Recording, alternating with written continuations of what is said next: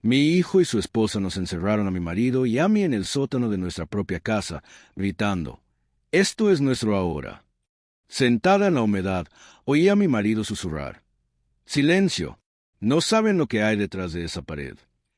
Cuando se fueron, mi marido movió un ladrillo suelto y me mostró un secreto que había guardado durante 39 años. Hola, queridos oyentes. Gracias por acompañarme hoy. Antes de comenzar mi historia, me haría muy feliz que te suscribieras al canal y dejaras un comentario escribiendo desde qué estado o país nos escuchas. Siempre me calienta el corazón ver lo lejos que llegan nuestras historias. Disfrute escuchando. Esta casa sabe respirar. Conozco el ritmo de su respiración tan bien como el mío. Por la mañana, cuando los primeros rayos del sol de Georgia atraviesan los viejos nogales del jardín, se respira hondo y el polvo baila en columnas de luz dorada. Por la tarde, exhala, se refresca, y las viejas vigas crujen como si suspiraran, preparándose para pasar la noche. He vivido aquí durante 40 años. He crecido dentro de estas paredes, o quizás ellas han crecido dentro de mí. Mi suegro, el padre de Cornelio, un hombre de mirada firme y alma amplia, construyó esta casa. No lo construyó como una casa de vacaciones, sino como un legado, un lugar donde sus nietos y bisnietos se reirían, un lugar de fortaleza. Esta mañana estuve haciendo sopa como de costumbre, caldo de pollo sencillo con empanadillas, tal y como me enseñó mi abuela. Cornelius no come casi nada últimamente, pero el aroma del caldo de pollo le resulta tan familiar, tan hogareño, que a veces despierta en él un destello de interés. Estaba cortando zanahorias en cubitos diminutos, casi como joyas, y recordando cómo le enseñé a Travante, nuestro hijo, a hacer esto. Era pequeño, estaba de pie en un taburete a mi lado, con sus dedos regordetes agarrando un cuchillo de seguridad. «Mamá, soy chef», gritaba y ambos nos reíamos. Esa risa todavía vive en las fibras de la mesa de la cocina. Otra vez esa porquería sin sabor. Señorita Ideya, la voz de Kesia, la esposa de Travante, irrumpió en mis recuerdos como una corriente de aire en una habitación cálida. Hablamos de esto ayer. En Internet hay 1.000.000 de recetas. Sopa crema de brócoli, gazpacho. ¿No puedes dominar algo nuevo? Es para Travante. Necesita una nutrición adecuada. Ella estaba apoyada contra el marco de la puerta con su bata de seda color crudo y los brazos cruzados sobre el pecho. Ella nunca me llamó mamá, solo señorita Ideya con una fría cortesía que era peor que la pura grosería. No me giré. Simplemente seguí revolviendo el caldo. «A tu marido le encanta esta sopa», respondí en voz baja. «Y a su padre le encanta». «Papá ya no entiende nada», interrumpió. «Pero Travante se merece algo mejor». Llevan 3 años viviendo con nosotros, desde que Cornelius sufrió su primer derrame cerebral. Al principio, parecía lo correcto. La familia debe estar unida, sobre todo en tiempos difíciles. Les di todo el segundo piso, la suite principal con balcón al jardín. Cornelius y yo nos mudamos abajo, a su antiguo estudio, para que no tuviera que subir las escaleras.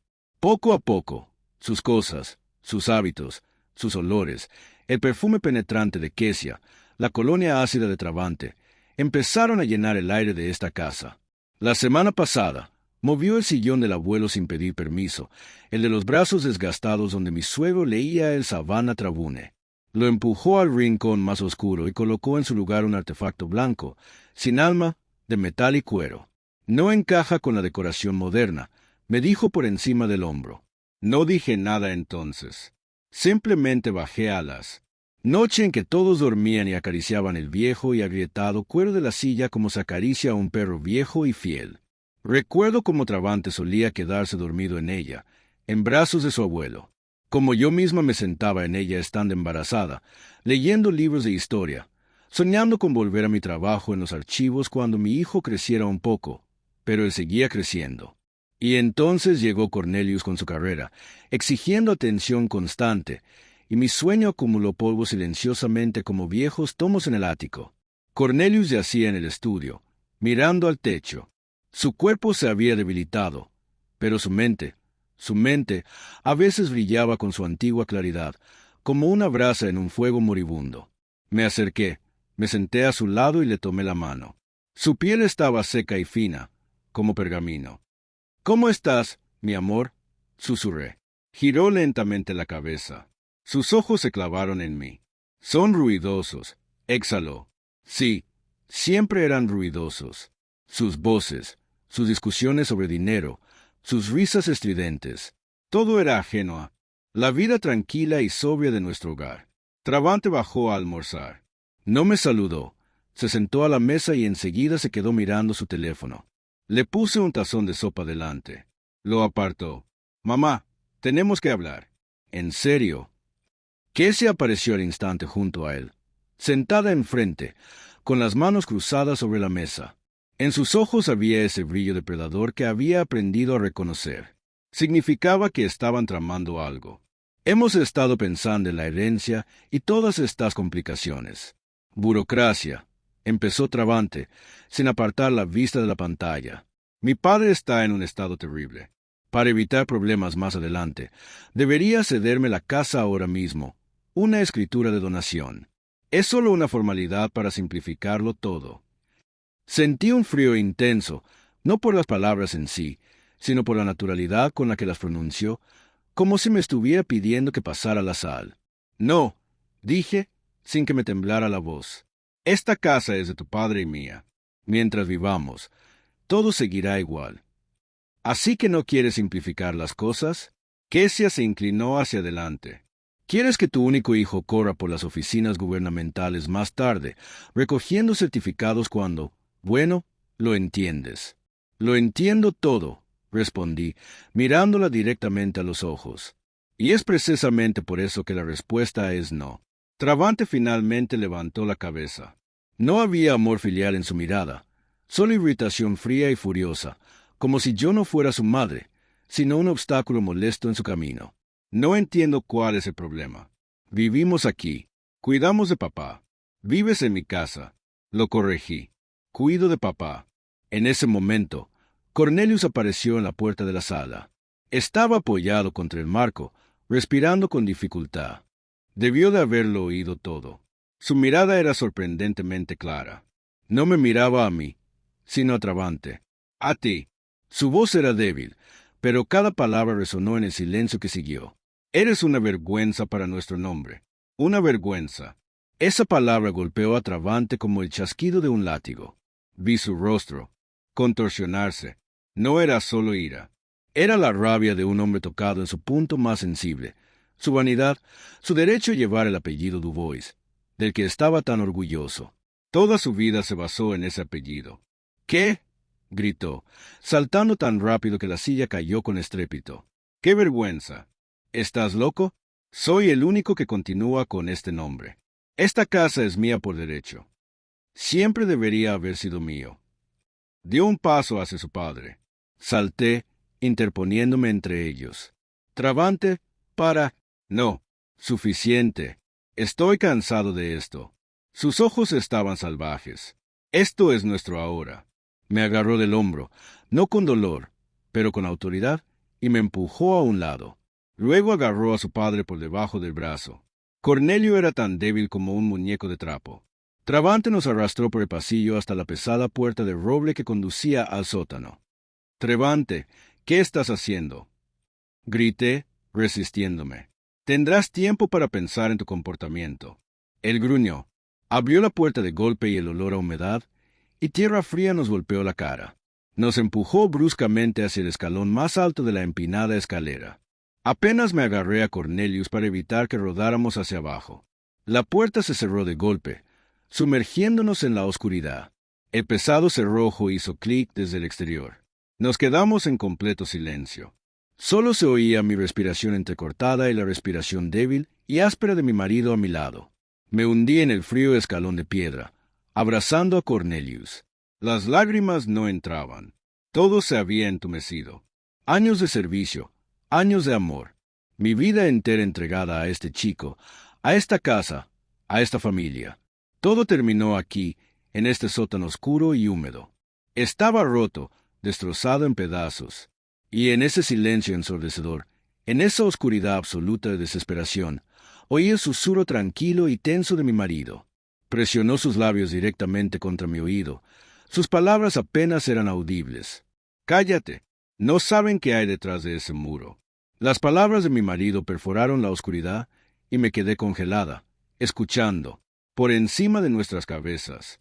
Se oyeron los pasos pesados y rápidos de Travante, seguidos por los pasos más ligeros y suaves de Kesia. La puerta de entrada se cerró de golpe con tanta fuerza que un eco sordo resonó por todo el sótano. Un momento de silencio y luego vino el sonido de un motor que arrancaba rápidamente, alejándose y desvaneciéndose. Se habían ido. Nos quedamos solos en el frío y resonante silencio de nuestra propia casa, encerrados en su vientre de piedra. «Ayúdame», Cornelius dijo con voz áspera. Su voz era débil, pero había en ella una persistencia férrea que no reconocí. Lo ayudé a levantarse. Su cuerpo temblaba de debilidad y frío. Lentamente, paso a paso, bajamos las escaleras desconchadas hasta el suelo de tierra. Olía a verduras rancias que solíamos almacenar, a arcilla húmeda y a olvido. La única fuente de luz era una fina franja que se colaba por debajo de la puerta del piso superior. En esa tenue luz crepuscular, apenas podía distinguir las formas de viejos estantes cubiertos de telarañas y frascos vacíos apilados en los rincones. Cornelio no me condujo a los estantes, sino a la pared del fondo, a la misma mampostería de los cimientos. Se apoyó en las piedras ásperas y húmedas, respirando con dificultad.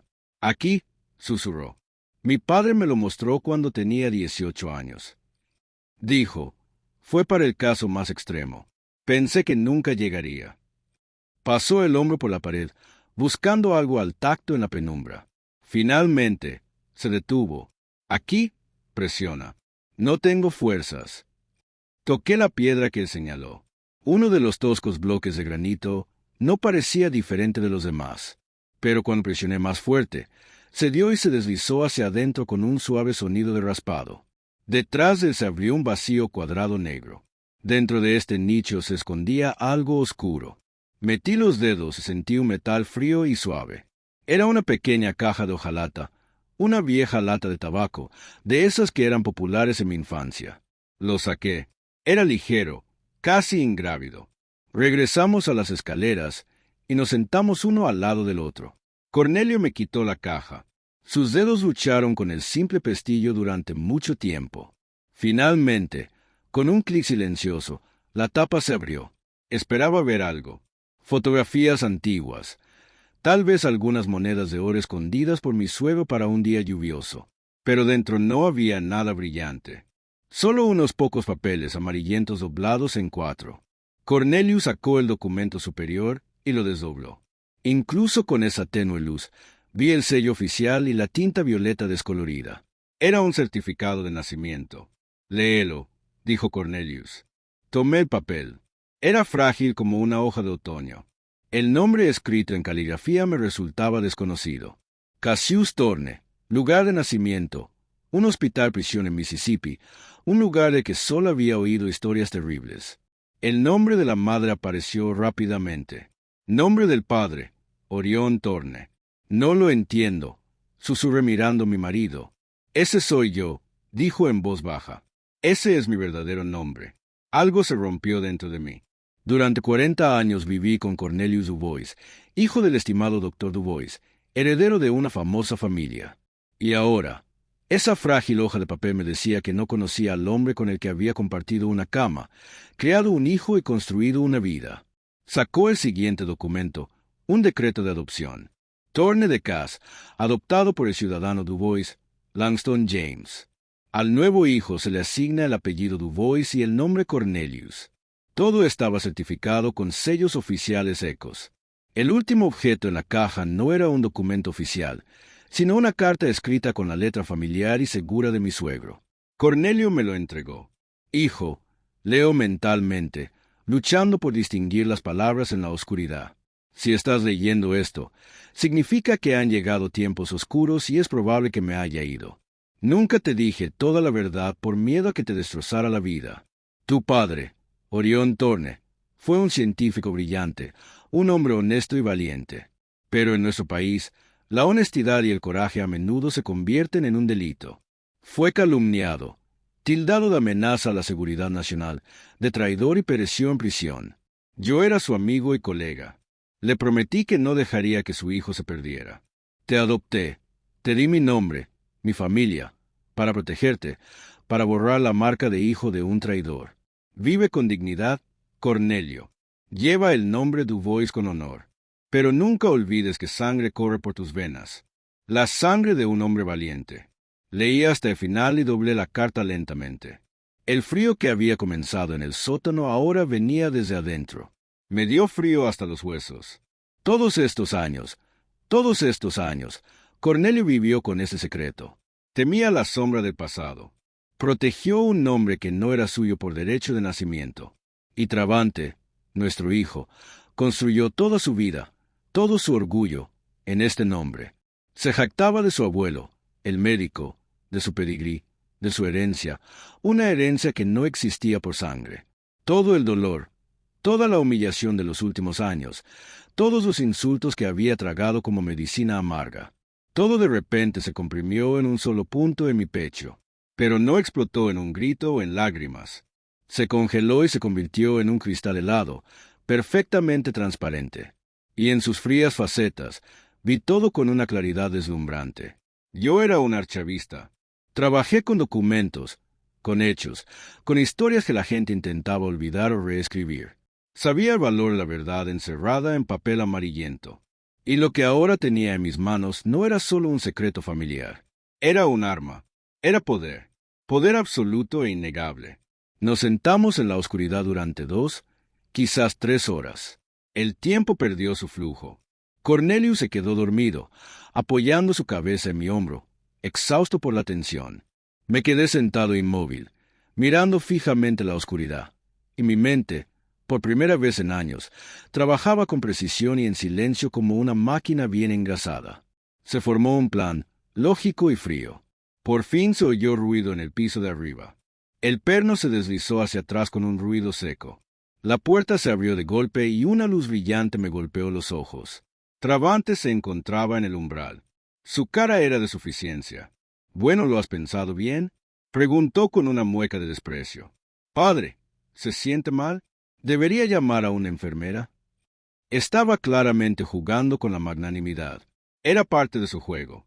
«Sí», dije levantándome. Mi voz sonó firme y tranquila, sorprendiéndome incluso a mí mismo. «Él necesita cuidados. Dame el teléfono. Haré una llamada». Él quedó momentáneamente confundido por mi sumisión, pero luego sonrió y me entregó su móvil. «Aquí, una llamada para concertar una cita con una enfermera y nada de tonterías». Tomé el aparato. Su calor contrastaba con el frío de mis dedos. No busqué un número en la lista de contactos. Me lo sabía de memoria. Hace unos años leí un artículo en la revista Essen sobre una abogada especializada en casos familiares complejos y herencias. La describieron como una especialista brillante e inflexible. Memoricé su nombre solo porque sí, por si acaso, y resultó que no en vano. Marqué el número tranquilamente. Travante me miró, esperando escuchar mi conversación con algún servicio de cuidado. Una voz femenina nítida respondió al teléfono. «Veta Sterling hablando». «Señorita Sterling, buenas tardes», dije con la misma claridad y uniformidad.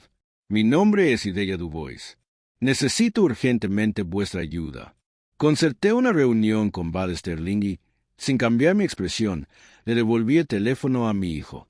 Lo tomó con perezosa curiosidad, desplazándose por la pantalla para comprobar a quién había llamado. El número no me resultaba familiar sin nombre. Al parecer decidió que era una agencia de cuidados y la completa satisfacción se reflejó en su rostro. Él había ganado. La anciana madre estaba quebrantada y sometida. «Buena chica», dijo, más para sí mismo que para mí. «Una decisión sensata». «Vamos, Kesia, ayudemos a papá a levantarse. No es apropiado que se siente en los escalones». Ayudaron a Cornelio a llegar a su habitación con ese cuidado exagerado y ostentoso que hiere los ojos con su falsedad. Lo metieron en la cama y le ajustaron la manta. Kesia incluso trajo un vaso de agua. Estaban representando una obra de magnánimos vencedores, y yo era su principal público. Observé en silencio y ellos confundieron mi silencio con una capitulación. Ese fue su primer y principal error.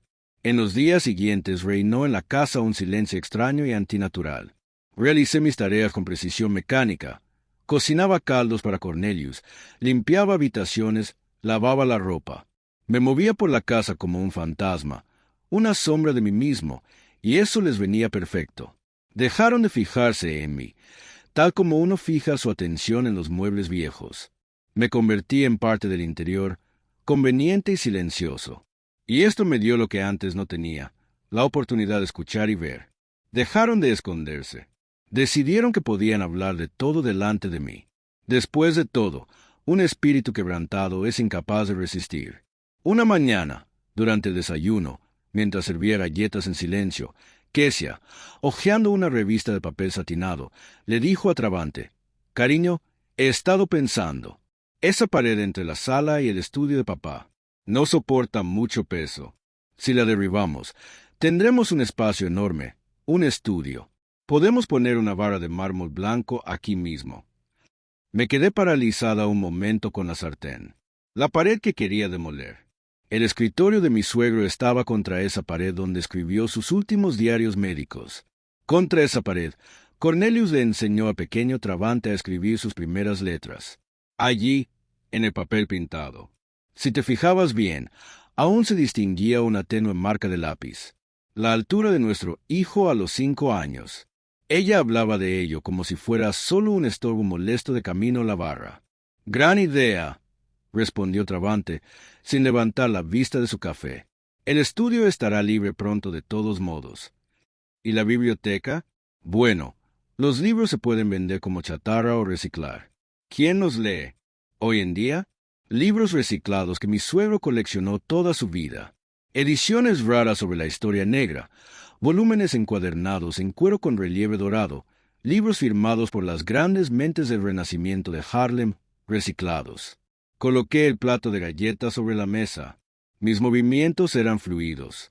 Ni un solo músculo de mi cara se contrajo, pero dentro de mí algo crujió y se rompió. El último vestigio de la ilusión maternal de que aún quedaba algo en mi hijo, del niño que escuchaba con deleite mientras su abuelo le leía en voz alta. Vieron mi calma y la confundieron con apatía, con desapego escénico. No comprendieron que era la calma de un cirujano que examina la historia clínica de un órgano enfermo con fría atención antes de un bisturí. Cada palabra, cada gesto, era para mí un síntoma de una enfermedad. Su enfermedad, cuyo nombre era codicia y vanidad. La apoteosis de su delirio llegó el martes por la noche. Se acercaron a mí mientras estaba sentado junto a la cama de Cornelius, leyéndole viejos poemas. Entraron con la misma seriedad y preocupación que se tiene a visitar a un enfermo sin remedio. «Mamá», empezó Travante con un tono lleno de falsa compasión, «Kesia y yo lo hemos hablado todo. Entendemos lo difícil que es para usted. Todas estas preocupaciones, la casa, padre, has dado toda tu vida por nosotros. Te mereces un descanso».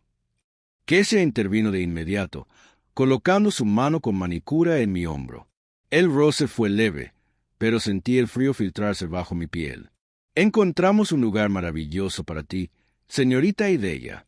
Una residencia para personas mayores, no una residencia de ancianos. No, un establecimiento de élite a las afueras de Atlanta, con un bosque de pinos, un estanque, 4 comidas al día, atención médica 24/7. Tendrás tu propia habitación acogedora. Podrás caminar, leer, socializar con gente de tu edad. Te visitaremos los fines de semana». Me miraron esperando gratitud. Sinceramente creían que me estaban haciendo un favor. Me ofrecían a mí, la dueña de esta casa, una habitación acogedora a cambio de mi pasado, mi vida, todo lo que me era querido. Se proponían arrancarme de la tierra en la que había arraigado y trasplantarme a una maceta de gobierno, para que allí me marchitara en silencio, sin impedirles construir su vida sobre la mía. Levanté la vista hacia ellos. Miré a Travante, su rostro, tan parecido a de mi padre, y a la vez tan ajeno. Busqué en él al menos algo, una sombra de duda, una chispa de vergüenza, pero no encontré nada. Solo había confianza en su propia rectitud y una ligera molestia por tener que perder el tiempo en esos sentimientos. En ese momento, murió la última gota de mi amor maternal. No se evaporó en la ira, no se ahogó en lágrimas. Simplemente dejó de ser como si se rompiera un resorte en un viejo reloj, y el péndulo que oscilaba durante 40 años se detuviera para siempre. Miré a este hombre y vi ante mí no a un hijo, sino a un extraño, un extraño calculador y cruel con mis ojos. Y esta comprensión no me trajo dolor, sino una extraña y fría liberación. Ya no le debía nada, ni amor, ni perdón, ni piedad. Es una oferta muy generosa, dije en voz baja. Mi voz sonaba hueca pero firme. Necesito pensar. Por supuesto, piénsalo. Travante se regocijó, visiblemente complacido de que la escena hubiera transcurrido sin lágrimas ni reproches. Solo queremos lo mejor para ti. Se fueron, dejando tras de sí un rastro de perfume caro y una confianza absoluta en su victoria. Permanecí sentada en silencio, interrumpido solo por la respiración de Cornelius, que dormía. Miré nuestras fotos en la cómoda. Allí estábamos, jóvenes, en nuestra boda. Allí estábamos con el pequeño Travante en la playa de Tybee Island. Toda una vida capturada en esos marcos, una vida construida sobre el amor, el sacrificio, como resultó ahora, sobre mentiras. Pero incluso esa mentira era más noble que la horrible verdad que mi hijo y su esposa me revelaron hoy. Ya no me sentía una víctima. El resentimiento se evaporó, dejando tras de sí un vacío y una determinación fría y resonante. Ellos mismos borraron todo lo que me unía a ellos. Me liberaron de las ataduras del deber maternal. Me subestimaron. Vieron ante ellos a una anciana débil. No sabían que un archivo silencioso guarda documentos capaces de cambiar el curso de la historia y que una mujer silenciosa que trabajó con esos archivos toda su vida sabe cómo usarlos. Mañana tengo una reunión con el Sterling y acudiré no con una solicitud de ayuda, sino con una plan de batalla. Al día siguiente, le dije a Travante que tenía que ir a la farmacia del pueblo a comprar un medicamento raro para mi padre que no estaba disponible en la farmacia local. Me dio dinero para un taxi con aires de realizar un acto de la mayor caridad. Kesia incluso me ayudó a ponerme el abrigo. Me ajustó el cuello como se hace con un niño. No tarde, señorita Ideya. El almuerzo tiene que estar listo. Asentí y salí de casa, sintiendo sus miradas condescendientes en mi espalda. Estaban observando a una anciana obediente que salía a hacer recados. No sabían que iba a la guerra. La oficina de Vada Sterling estaba ubicada en un edificio moderno en el centro de Savannah, con techos altos y pasillos tranquilos. Ella misma resultó ser una mujer de unos 40 años, con una mirada aguda y penetrante y una completa ausencia de inquietud. No se quedó sin aliento, no mostró compasión.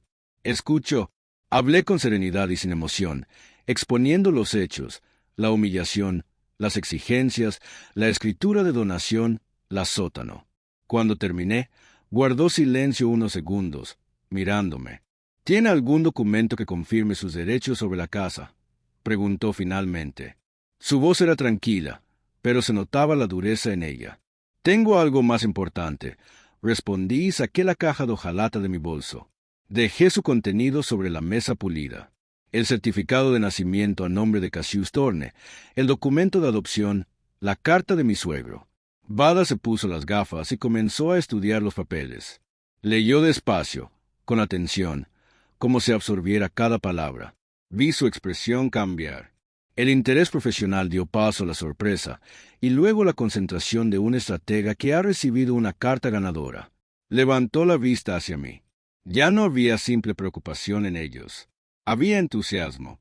Señora Dubois, esto lo cambia todo. Absolutamente todo. El apellido Dubois no es solo un apellido. En ciertos círculos, es fundamental. Su hijo construyó su carrera, sus contactos, todo su estatus con este nombre. Si resulta que no tiene derecho a ello, lo entiendo. La interrumpí. Quiero recuperar mi casa y mi paz. Recibirás mucho más, dijo, y en su voz resonaron notas que me conmovieron. Recibirás justicia, pero necesito tiempo.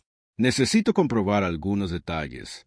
El nombre, Orión Thorne, me recuerda vagamente a algo. Déjame trabajar en esto. Me fui a casa, dejándole los documentos, y volví a sumergirme en la rutina gris y silenciosa.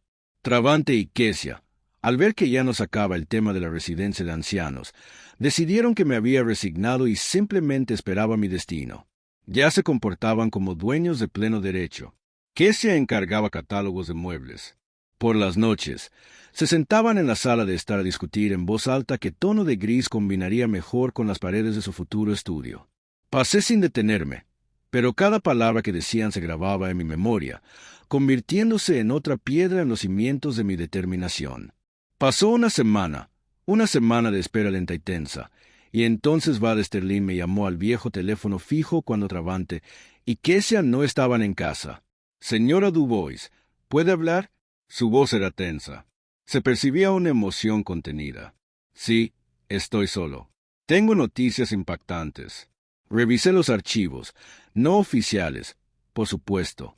Tuve que recurrir a los viejos contactos de mi padre. Era historiador. Lo que encontré explica por qué Langston Dubois temía tanto el pasado de su hijo adoptivo.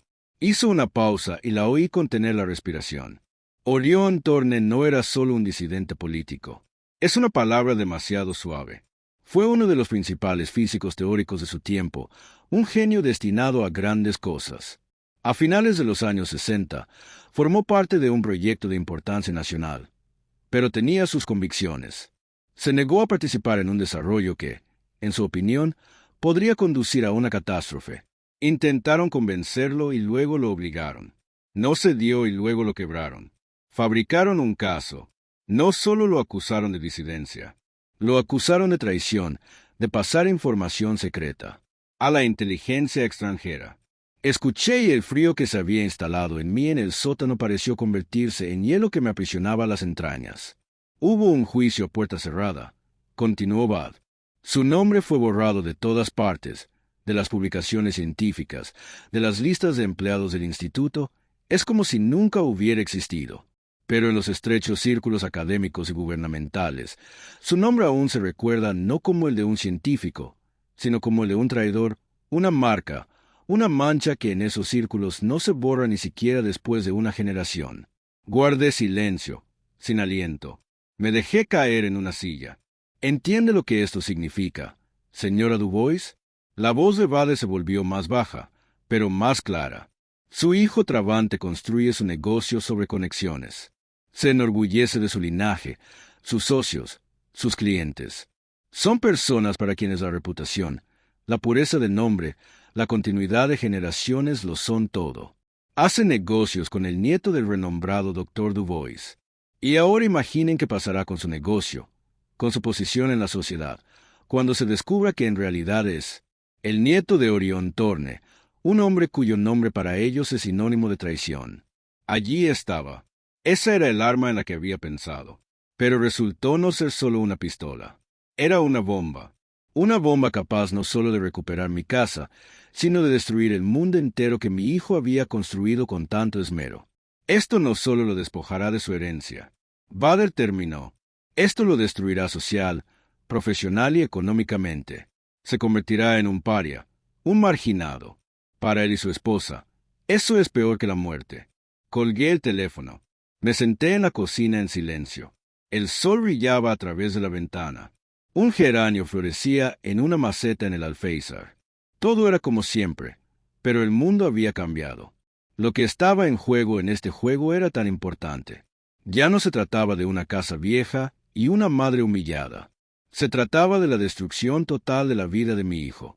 Y no sentí horror, ni compasión, ni el instinto maternal que debería haber gritado en mi interior, protegiendo a mi hijo, hiciera lo que hiciera. ¿Ser? No. Solo sentí una satisfacción fría y misteriosa, una sensación de justicia perfecta y calculada. Querías tomar mi casa, querías arrojarme a un asilo, querías borrar mi vida como una entrada innecesaria en un libro. Bien, veamos cómo es cuando tu vida se borra. Cuando toda tu existencia construida sobre orgullo y mentira se convierte en polvo con un solo aliento de verdad. Me puse de pie y caminé hacia la ventana. Miré el jardín que había plantado con mis propias manos y el viejo nogal bajo el cual jugaba el pequeño Travante. Me estaba despidiendo de él, no del hombre que ahora vivía en el segundo piso, sino de ese chico a que una vez amé más que a la vida misma. Diciendo adiós para siempre porque sabía que apretaría el gatillo sin dudarlo. Me aparté de la ventana cuando escuché el sonido de un auto acercándose. Habían regresado. Mi corazón no palpitó. Latió uniformemente, fríamente, midiendo los segundos hasta el principio del fin. Salí al pasillo a recibirlos, no como una sirvienta, sino como la dueña de la casa. Por primera vez en meses, Cuadré los hombros. Entraron riendo, cargadas con bolsas de tiendas caras. Kesia sostenía un rollo de muestras de papel pintado. Estaban de muy buen humor. Señora Idelya, está aquí. Kesia se marchó, sin mirarme. Travante, mire, este tono perla quedará perfecto en el recibidor. Ni siquiera notaron cómo había cambiado. Estaban demasiado absortos en sí mismos, en su futuro, que ya habían planeado dentro de las paredes de mi casa. 2 días después, el sábado por la mañana, sonó el timbre. Travante fue a abrir, quejándose descontento por las visitas sin previo aviso. Esperé en la sala. Sabía quién era. Beta Sterling estaba en el umbral. Vestía un elegante traje oscuro. En sus manos llevaba un fino maletín de cuero.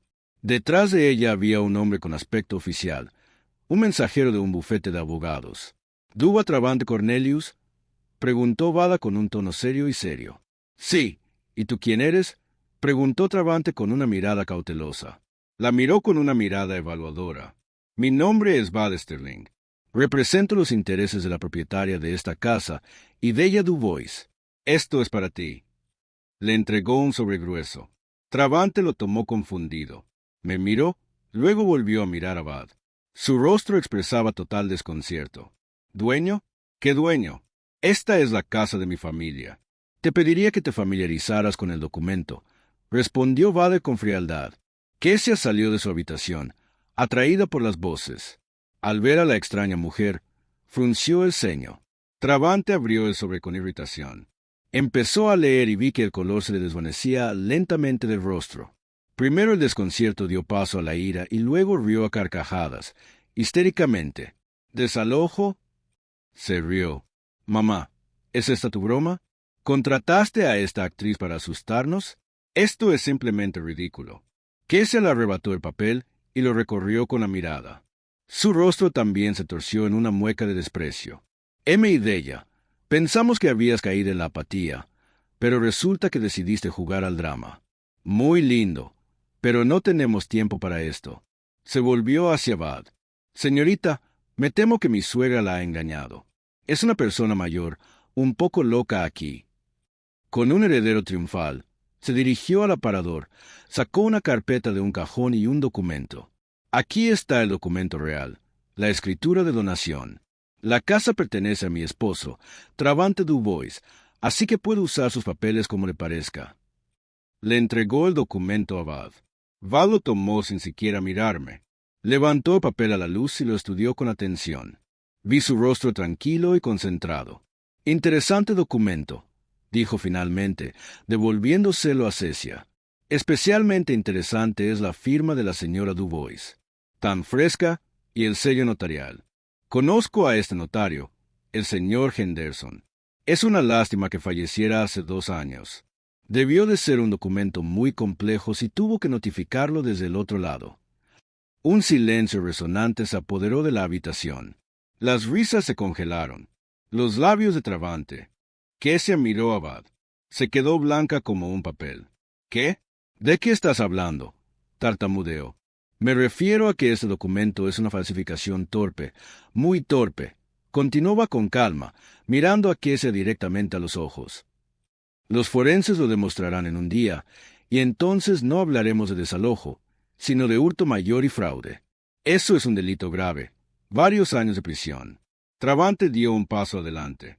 Su rostro estaba rojo de rabia. ¿Quién eres tú para amenazarnos en nuestra propia casa? Soy abogado y no amenazo. Informo de consecuencias. La casa, como ya dije, es de mi cliente. Así lo confirma el testamento de su difunto suegro, Langston Dubois, cuyo original tengo. Se establece claramente que la única heredera de todos sus bienes es su nuera, Idelya Dubois, en agradecimiento por su cuidado de la familia. Tu padre, Cornelio, era consciente de ello y nunca impugnó la voluntad de su padre. Pronunció la palabra padre con una pausa apenas perceptible. Fue el primer pinchazo. Travante y Kesia intercambiaron miradas.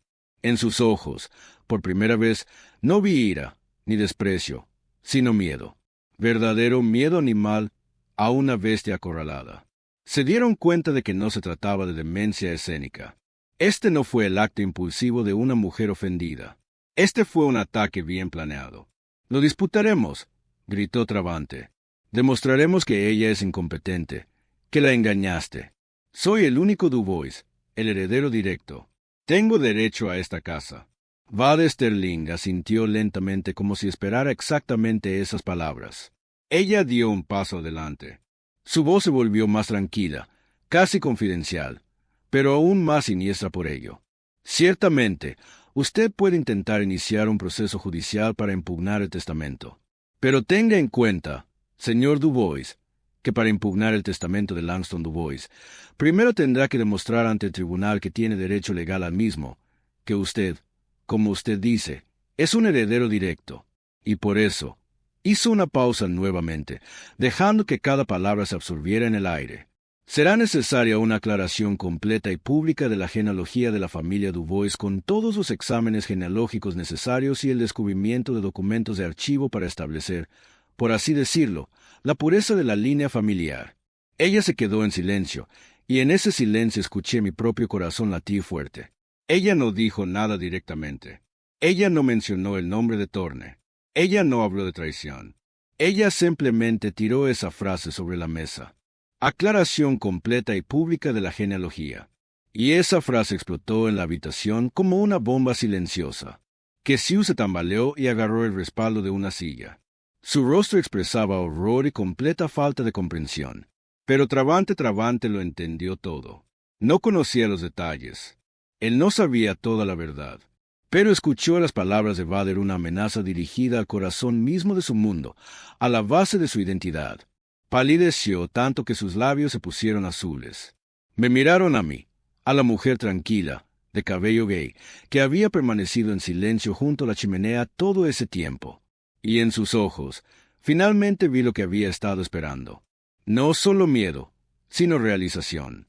La comprensión de que la anciana a la que habían dado por perdida, a la que habían encerrado en el sótano, a la que iban a enviar a terminar sus días en un asilo, tenía en sus manos los hilos de sus destinos y estaba dispuesta a cortarlos. Vade Sterling me hizo un gesto con la cabeza, se dio la vuelta y salió. El mensajero la siguió. La puerta se cerró con un clic silencioso que sonó como un disparo en el silencio ensordecedor. Nos quedamos los tres, yo, mi hijo y su mujer. El aire en la habitación se volvió espeso y pesado. Era difícil inhalar. Travante fue el primero en recuperarse. Su sorpresa inicial dio paso a la rabia. Oscuro, animalístico, arrasando con todo a su paso. ¿Qué fue eso? Él gritó, volviéndose hacia mí. Su rostro se contorsionó, se volvió extraño, cruel. ¿Qué has hecho? ¿Decidiste destruir a tu propia familia? ¿Conspiraste con ese tiburón para echarnos a la calle? Avanzó hacia mí y por un momento vi en sus ojos la misma locura que aquel día que nos empujó al sótano. Pero no había miedo en mí. Me quedé inmóvil, mirándolo a los ojos. «No entiendes en qué te has metido», intervino Kesia. Su voz se quebró en un chillido. Ella caminaba por la habitación como un pájaro en una jaula. ¿Genealogía? ¿Qué genealogía? ¿Qué quiso decir? ¿Nos has estado ocultando algo? Algunos secretos vergonzosos. Gritaron, acusaron, amenazaron, dijeron que me meterían en una institución mental, que probaría mi locura, que deshonraría el nombre Dubois. Lanzaron palabras como piedras, intentando romper mi silencio, obligarme a tener miedo, a retroceder. Pero sus piedras rebotaban en mi tranquila confianza como guisantes en una pared de piedra. Permanecí en silencio y observé.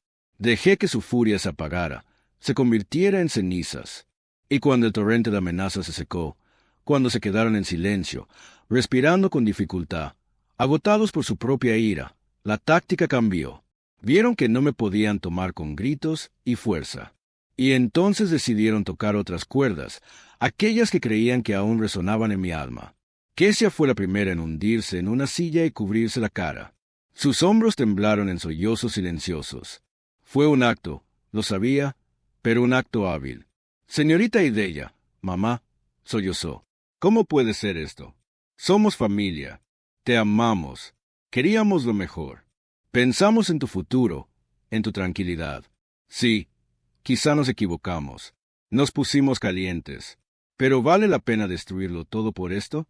Travante se acercó y se puso en cuclillas frente a mí.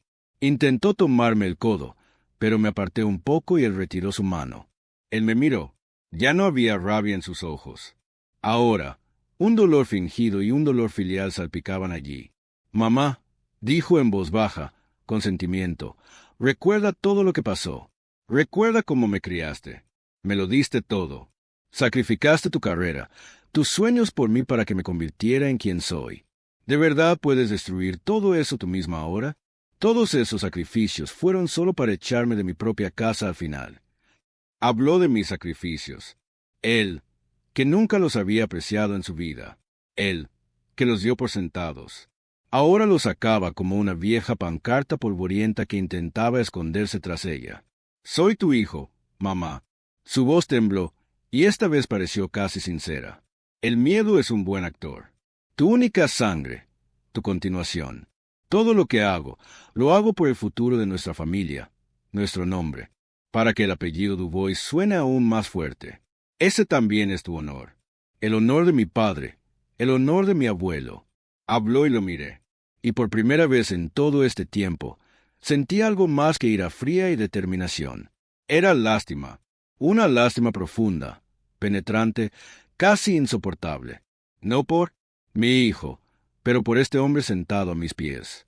Por un hombre cuya vida resultó ser un castillo de naipes construido sobre la arena de un apellido ajeno.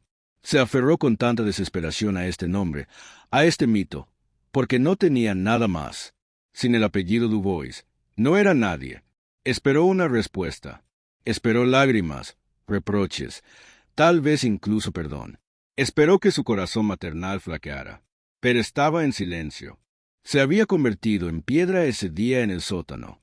Suspiré lentamente, y cuando hablé, mi voz resonó en el silencio de la habitación, tan tranquila y clara que ambos se estremecieron. La casa es el menor de tus problemas, Travante. Me miró sin comprender. Has vivido toda tu vida, continué, mirándolo directamente a los ojos, sin apartar la mirada, apropiándote de un legado que nunca fue tuyo. El respeto que exigiste, el nombre sobre el que construiste tu vida, tu negocio, tu orgullo, todo es un fantasma. Me quedé en silencio. No expliqué nada. No nombré a Torne. No conté la historia de su verdadero abuelo. Dejé esa frase flotando en el aire entre nosotros, como un fantasma. Vi su cerebro trabajando, como intentaba frenéticamente comprender lo que quería decir. Vi que el miedo empezaba a tomar forma en sus ojos. La forma de algo desconocido pero monstruoso. ¿Qué? ¿Qué estás diciendo? Él susurró. ¿Qué legado? ¿Qué nombre? Yo soy un Dubois. Mi padre es Cornelius Dubois. Mi abuelo es Langston Dubois. Tu abuelo Langston Dubois fue un gran hombre, dije en voz baja, y muy noble. Él le dio a tu padre su nombre para salvarlo. Y tú, convertiste ese nombre en una mercancía, en un escudo para tu vanidad, y lo deshonraste. Papá tenía razón. Dejé que él mismo resolviera el resto. Conocí la imaginación de mi hijo. Conocí sus mayores miedos, el miedo a no ser nadie, el miedo a convertirse en un impostor. Ahora vi esos miedos cobrar vida en sus ojos, alimentados por mi silencio. Podía imaginar cualquier cosa. Ilegitimidad, una vergüenza secreta en el linaje, cualquier suciedad que pudiera manchar el brillante nombre de la familia Dubois. Y cualquiera de esas conjeturas era una tortura para él. Le di este alimento para el pensamiento, este veneno que poco a poco lo envenenaría desde dentro. El horror de lo desconocido fue mi más fuerte aliado. Kesia me miró a mí y luego a su marido, sin entender nada. Ella solo vio que su fuerte y seguro Travante estaba sentado en el suelo, aplastado por algunas de mis frases. Me puse de pie. Me sentí muy cansado, pero al mismo tiempo sorprendentemente ligero. Te dieron 3 días para sacar tus cosas, dije, dirigiéndome a la puerta de mi habitación. Te aconsejo que no pierdas este tiempo discutiendo. Entré en la habitación y cerré la puerta detrás de mí. No escuché lo que dijeron después de eso. Simplemente me acerqué a la cama donde estaba durmiendo Cornelio y me senté a su lado. Tomé su mano. Hacía calor. Miré su rostro tranquilo y pensé en la pesada carga que había llevado durante toda su vida y en el terrible precio que nuestro hijo pagó porque esa carga nunca fue levantada a tiempo. Pasaron 3 días en un silencio espeso y tenso. No se mudaron. Los vi susurrar durante horas, encerrados en su dormitorio. Sus teléfonos no paraban de sonar. Sabía que no se rendirían. Estaban preparando su último movimiento desesperado y yo estaba listo para ello. En la tarde del tercer día, Travante entró en mi habitación. Estaba vestido con un traje caro. Su rostro estaba pálido, pero decidido. Había aparecido en él una especie de confianza febril y antinatural. Mañana a las 11 de la mañana en nuestra casa, dijo con voz entrecortada. Consejo familiar, todos estarán allí. Tío Peter, tía Vera, mis principales socios comerciales. Debes estar allí y traer a tu abogado también. A ver quién gana. Se dio la vuelta y se fue sin esperar respuesta. Era un desafío, su última jugada. Decidieron trasladar el campo de batalla a su territorio, rodearse de aliados y aplastarme con la opinión pública. Iban a montar un juicio espectáculo donde yo sería la acusada loca de rabia, una anciana vengativa que había caído bajo la influencia de un abogado depredador. Querían declararme incompetente y así tomar el control tanto de mí como de la casa. Fue una jugada inteligente, pero me subestimaron de nuevo. Al día siguiente, exactamente a las 11 de Oncuaca, Sterling y yo entramos en la sala de su apartamento en la ciudad. Era un espacio enorme y sin rostro, amueblado con muebles caros pero fríos, y estaba lleno de gente. Nuestros parientes estaban allí, a quienes no había visto en varios años. El primo de Cornelius, Peter, un importante funcionario de la ciudad, su esposa Vera, envuelta en perlas. También había personas desconocidas para mí con rostros serios de negocios, obviamente esos mismos socios cuya opinión Travante tanto valoraba. Travante y Kesia estaban en el centro, dueños de la situación. Kesia servía agua en vasos, representando la amable anfitriona. Travante se comportaba con esa firmeza que se suponía debía inspirar confianza. Cuando entramos, cesó toda conversación. Todas las miradas se volvieron hacia mí. Sentí su curiosidad, su juicio, su compasión. Para ellos, yo era la causa de un incómodo drama familiar. Bada y yo nos sentamos en las sillas ofrecidas, un poco a un lado. Guardé silencio. Mi corazón latía con normalidad. No tenía miedo. Me sentía como en casa en mi archivo. Antes de colocar viejos documentos sobre la mesa para restaurar la verdad, Travante comenzó a hablar. Su voz estaba llena de tristeza y nobleza. Habló de cuánto ama y respeta a su madre, de lo difícil que es para él ver su condición. Insinuó la razón nublada, la susceptibilidad escénica, la facilidad con la que se manipula a las personas mayores. Nunca llamó a Val por su nombre.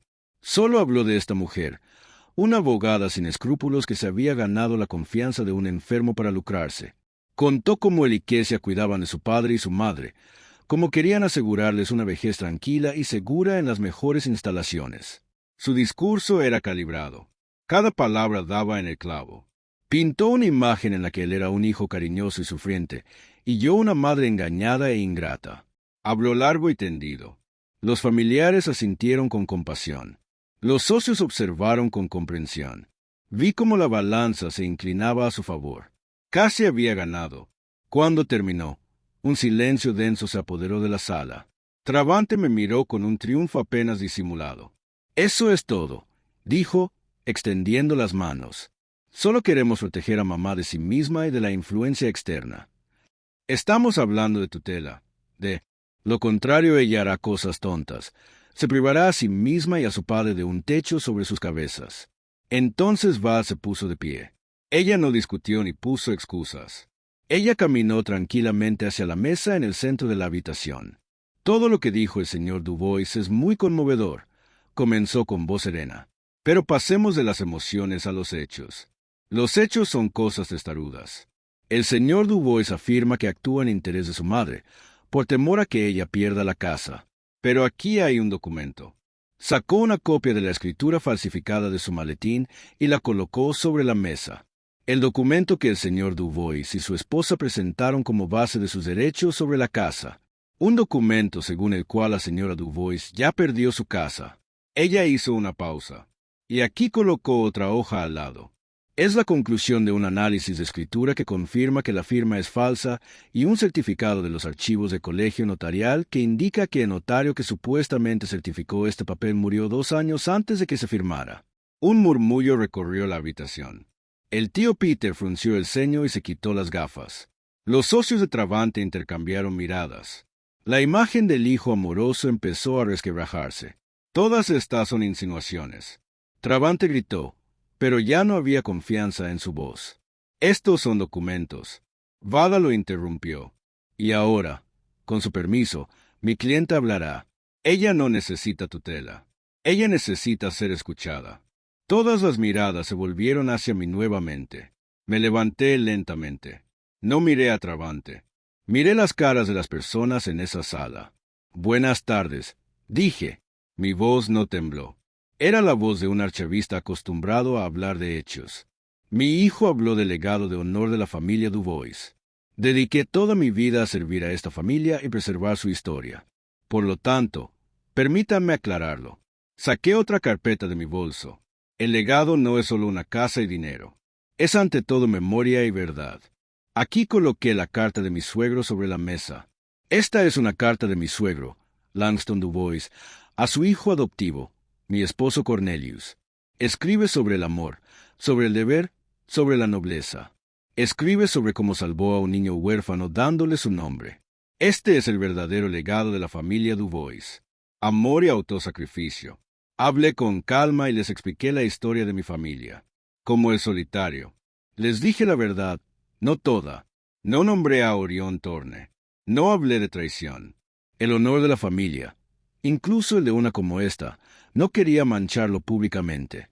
Simplemente dije que Cornelius era un hijo adoptivo, hijo de un científico reprimido quien Langston Dubois salvó del sistema, dándole su apellido y su amor.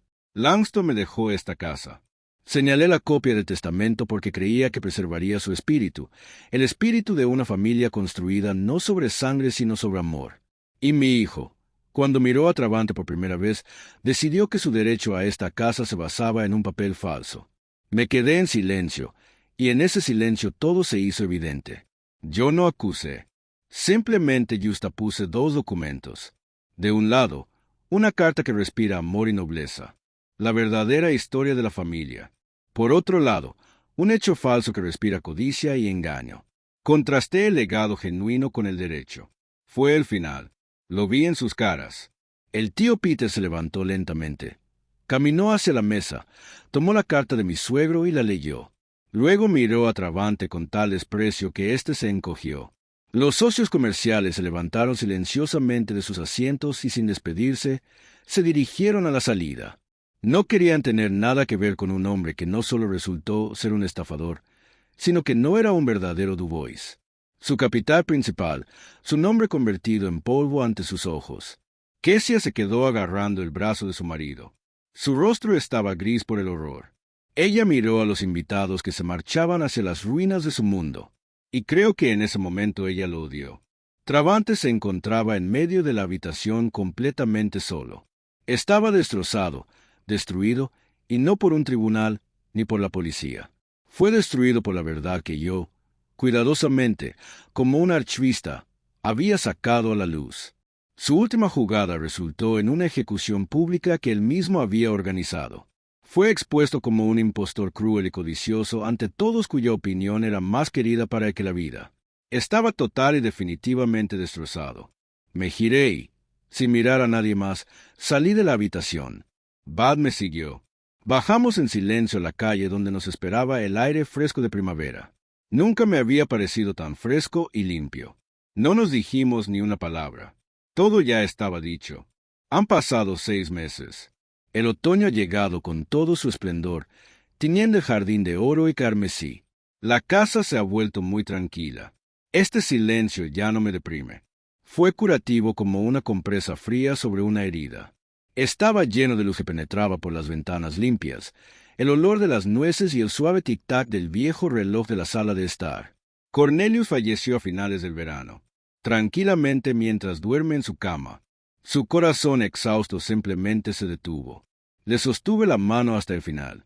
No hablamos de Travante. No hablamos de pasado. Hablamos de nuestra juventud, de nuestra primera cita en Forsyth Park, de lo gracioso que parecía intentando arreglar un grifo que goteaba. Nos despedimos, y cuando él se fue, lo lloré. No el marido que lleva nombre de otro, sino mi Cornelio, el único hombre que amé.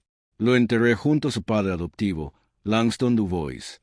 Dos hombres nobles cuyas historias resultaron estar tan estrechamente entrelazadas, ahora yacen uno al lado del otro. Travante no estuvo en el funeral. Él y Kesia desaparecieron. Se mudaron del apartamento de la ciudad y lo vendieron para pagar deudas que ni siquiera sospechaba. Su mundo construido sobre el prestigio del nombre Dubo se derrumbó en un solo día. Los socios se dieron la vuelta. Los amigos dejaron de responder llamadas. La sociedad en la que tanto querían brillar los expulsó. Me enteré por parientes lejanos que se mudaron a una pequeña ciudad de provincia en Alabama, donde Kesia encontró trabajo como recepcionista en un salón de belleza. No se supo nada de Travante. No llamó, no escribió. Para mí, simplemente dejó de existir, como el fantasma del que una vez hablé. No sentí ni regodeo ni odio, solo vacío en el lugar donde solía estar el amor maternal. Hoy bajé al sótano, pero ya no era la cripta oscura y húmeda donde una vez comenzó mi renacimiento. Contraté trabajadores. Lo limpiaron, encalaron las paredes e instalaron una iluminación brillante. A lo largo de las paredes ya no había estantes polvorientos con frascos, sino estantes nuevos de pino que olían a resina. En el centro, una gran y robusta mesa de trabajo, mi mesa. Este sótano, que una vez fue mi prisión, se convirtió en mi santuario, mi archivo personal, el lugar donde finalmente regresé a mí mismo. Poco a poco fui colocando sobre la mesa fotografías antiguas, cartas y documentos. Toda mi vida he sido guardián de las historias de otras personas. La historia de la familia Dubois, la historia de mi marido, la historia de mi hijo. Los recopilé cuidadosamente, los catalogué y los protegí. Ahora ha llegado el momento de recoger el mío. Cogí un álbum nuevo con páginas en blanco y encuadernado en cuero duro. En la primera página, coloqué cuidadosamente la carta de Langston Dubois, un documento sobre el amor y la nobleza que se convirtió en la piedra angular de esta historia.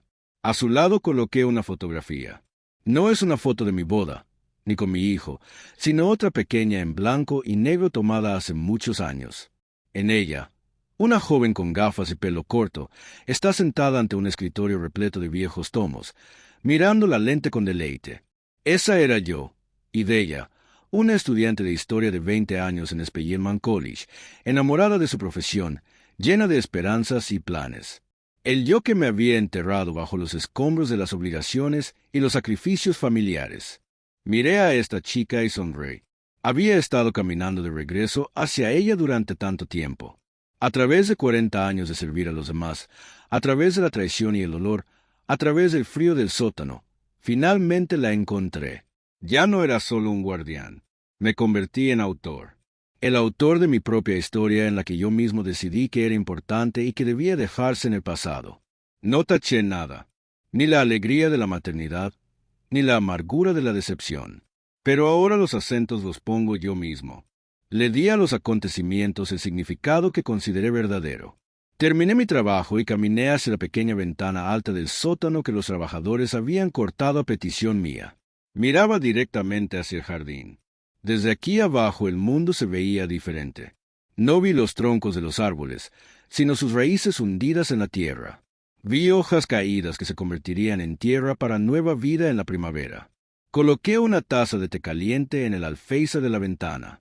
El aroma del Earl Grey mezclado con el olor de la tierra y el follaje marchito. El vapor de la taza subió al cristal y el mundo fuera de la ventana se volvió un poco borroso, como una vieja acuarela. Tomé un sorbo. Había silencio en la casa y silencio en mi alma. Por primera vez en muchos, muchos años, no me sentí la esposa de alguien, la madre de alguien, la nuera de alguien. Yo era simplemente Iria, una mujer mirando desde la ventana de su casa su jardín. Una mujer que ya no se define por sus sacrificios pasados, sino por ese futuro tranquilo y consciente que construyó para sí misma. Fui libre, absoluta y completamente, hasta mi último aliento. Gratis. Aquí es donde termina mi historia. Gracias por pasar este tiempo conmigo. Si resonó con tu alma, dale me gusta y suscríbete al canal. Tus comentarios son el mayor apoyo para mí.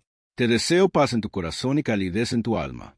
Hasta que nos volvamos a encontrar, una historia tan complicada pero muy profunda. Queridos oyentes, una historia sobre el sacrificio, la traición y ese terrible precio que a veces hay que pagar por la propia libertad y dignidad. Te hace pensar mucho, ¿verdad? La principal cuestión que queda en el aire es la de los límites. ¿Dónde está esa línea más allá de la cual termina todo perdón de una madre y comienza la lucha por la propia vida? Adella actuó correctamente al destruir el mundo de su propio hijo, incluso en respuesta a su monstruosa crueldad. ¿Fue un acto de justa retribución o una venganza fría y calculada? Estoy seguro de que cada uno de ustedes se ha formado su propia opinión. Quizás alguien condenará a Idela por su crueldad y alguien, por el contrario, admirará su fuerza y determinación. Quizás aún tengas dudas sobre el destino de los personajes, o algún detalle de la historia despertó particular curiosidad. Comparte tus pensamientos en los comentarios debajo de este video. Siempre me interesa muchísimo leer tus razonamientos y ver cuán diferentemente la misma historia resuena en los corazones de las personas. Tu opinión es muy importante para nosotros. Si esta historia te conmovió, no olvides darle me gusta y suscribirte a nuestro canal. Cada like, cada nuevo suscriptor es un gran apoyo para nosotros y un incentivo para seguir buscando y dando voz a nuevas historias no menos emocionantes para vosotros. Es importante para nosotros saber que nuestro trabajo encuentra respuesta. ¿Te gustó la historia? ¿Y desde qué ciudad nos escuchas? Nos vemos en los comentarios. Si te gustó la historia, puedes apoyarme enviándome un super gracias para poder seguir trayendo más historias como esta. Muchas gracias por vuestro dulce apoyo. Estoy esperando tus comentarios sobre la historia. En la pantalla podréis ver 2 nuevas historias de vida que os recomiendo muchísimo. Hay mucho más en mi canal. No olvides suscribirte. Nos vemos en la próxima historia de vida. Con amor y respeto.